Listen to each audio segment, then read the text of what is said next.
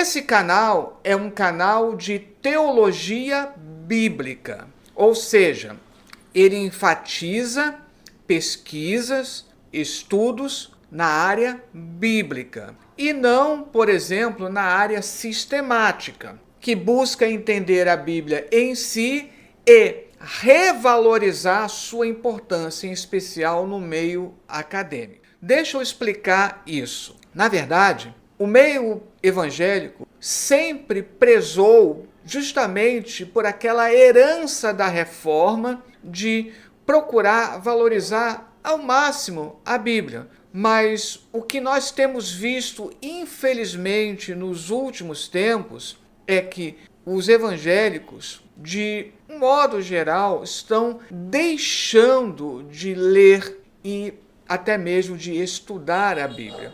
O que é uma pena, porque nós estamos quebrando justamente com a nossa herança da reforma. E é por isso que eu vou explicar mais à frente, porque eu incluo vídeos que falam acerca da reforma. E aqui, lógico, mais uma vez, eu já tenho feito isso em mais de uma ocasião no canal, mas explicar mais uma vez essa diferença que existe entre teologia bíblica e teologia sistemática. Como eu coloco no slide aqui, a teologia bíblica procura entender a Bíblia por si mesma. É a Bíblia através da Bíblia. E a partir daí, nós extraímos lições, nós extraímos considerações de cunho pastoral para a vivência cristã. Já a teologia sistemática, ela vai sistematizar as doutrinas que estão espalhadas na Bíblia. Então, a teologia sistemática, especialmente aquela que nós vemos no meio protestante evangélico, ela preza por partir dessas doutrinas que já foram pré-estabelecidas, estudadas a partir de versículos bíblicos. E com o passar do tempo, a teologia sistemática, ela vai justamente já indo direto a essas doutrinas e vez ou outra ela pincela versículos espalhados na Bíblia.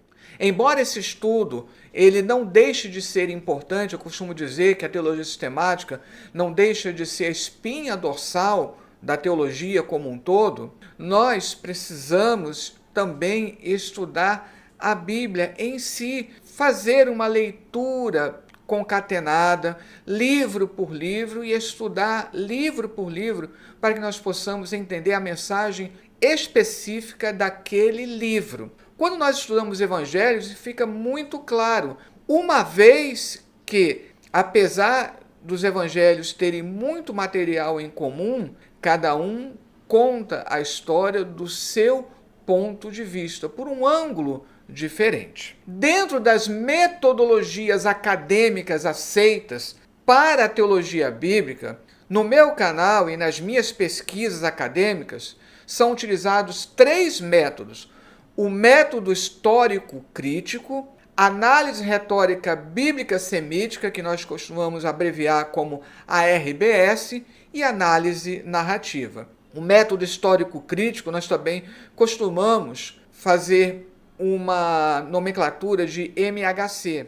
O método histórico crítico, abreviado então para MHC, ele é compreendido, e essa é uma tese que eu defendo, estou para escrever um artigo falando exatamente sobre isso, ele é compreendido não como rival, mas como um aprimoramento do método histórico gramatical, o MHG, pois pressupõe todas as etapas deste, acrescentando o elemento crítico. Então, esse é um detalhe que nós precisamos observar. Alguns ficam dizendo que o método histórico crítico ele é destituído totalmente de espiritualidade, que ele rivaliza com o método histórico gramatical. Poderia ter sido assim lá no passado, especialmente no século XIX, talvez pegando até o início do século XX, mas hoje já não é assim. O método histórico crítico ele faz ponderações pastorais a nível de conclusão, e ele absorve todos os pressupostos de uma Bíblia que se entende, já pela teologia sistemática, como divinamente inspirada. O método histórico crítico, nós temos que entender isso, ele não procura hoje atacar ou duvidar do caráter divinamente inspirado da Bíblia. Isso foi feito lá no passado, mas hoje não. Preocupa-se mais em buscar compreender qual é a mensagem bíblica, incluindo conclusões de cunho pastoral. E nessa busca da mensagem, inclusive, faz uma integração com a teologia sistemática. Um teólogo que se tornou notório porque a sua obra ultrapassou Tomás de Aquino e ele, inclusive, se tornou Papa, Ratzinger, ele fazia exatamente isso. Ele era, na verdade, um teólogo sistemático, mas que usava muito pressupostos da teologia bíblica. Alguns teólogos sistemáticos ficam até chateados, achando que a teologia sistemática tem que se subordinar à teologia bíblica. E muitos acham que isso é apenas e tão somente uma abordagem protestante. Mas não. No meio acadêmico, o que se propõe não é uma subordinação, mas um diálogo profícuo entre a teologia bíblica e a teologia sistemática. Inclusive, eu escrevi um artigo lá nos primórdios, ainda na minha época de estudante do mestrado, em que eu elaborei um artigo exatamente mostrando a integração das propostas sistemáticas de um teólogo belga chamado Adolphe Guéchet e pressupostos da teologia bíblica no livro de Jó. Eu tenho até esse artigo disponível. Reconhecendo que o método histórico crítico não basta a si mesmo, em especial pelo seu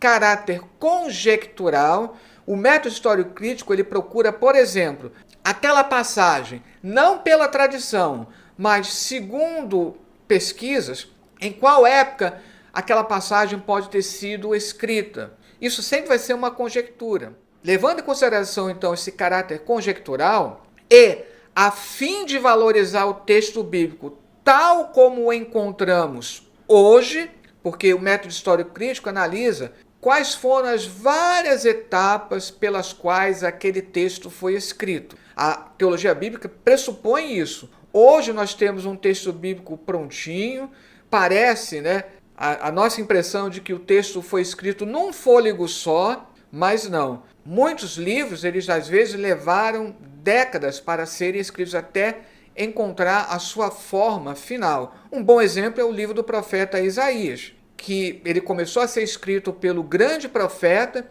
e depois sucessão de discípulos foram aumentando esse livro. E como então nós percebemos que o método histórico crítico ele não basta a si mesmo, são propostos métodos complementares. Então, hoje está em voga na academia você ter muitos estudos em que você lança as bases pelo método histórico crítico e depois complementa com um outro método. Enquanto o método histórico crítico é um método diacrônico, o que isso significa? Ele se preocupa principalmente como aquele texto ele foi escrito ao longo dos anos, em que época ele teria sido escrito e quais são os subsídios históricos para entender então aquela passagem. E, lógico, isso vai ter um caráter altamente conjectural. Então, enquanto o método histórico crítico é um método diacrônico, os métodos complementares são todos eles sincrônicos, ou seja, eles analisam o texto da maneira como eles chegaram até nós, sem levar em consideração esse versículo foi escrito antes desse tal versículo, porque o método diacrônico ele chega a essas minúcias de analisar num conjunto de 3 versículos, às vezes cada um dos 3 versículos foi escrito numa época diferente. Destes, eu destaco em minhas pesquisas acadêmicas e, consequentemente, no canal, a análise retórica bíblica semítica, a RBS, e análise narrativa. Principalmente, eu tenho muitos artigos escritos na análise retórica bíblica semítica. E tanto a minha dissertação de mestrado quanto a minha tese de doutorado, eu complementei utilizando análise narrativa.